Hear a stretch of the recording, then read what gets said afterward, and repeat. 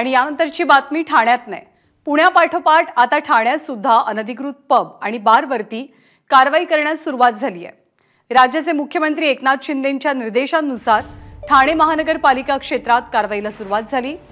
ओळा नाका परिसर आणि घोडबंद रोड इथे कारवाई सुरू असून घटनास्थळी पोलीस अधिकारी आणि महानगरपालिकेचे अधिकारी सुद्धा हजर आहेत।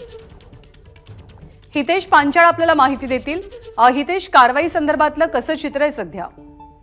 नक्कीच मुख्यमंत्र्यांच्या निर्देशानुसार ठाणे महानगरपालिकेच्या हद्दीत अनधिकृत हुक्का पार्लर, पब आणि जे बार आहे त्यावर आता ठोस कारवाई ठाणे महानगरपालिकेच्या वतीने करण्यात आलेली आहे।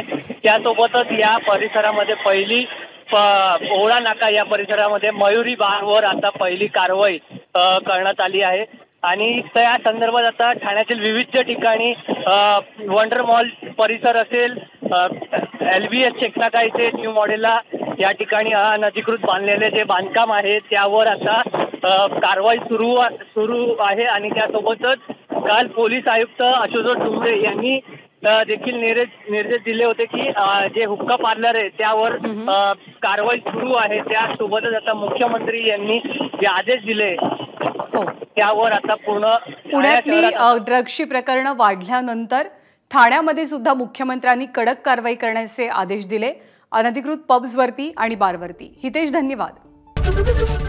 एबीपी माझा, उघडा डोळे बघा नीट।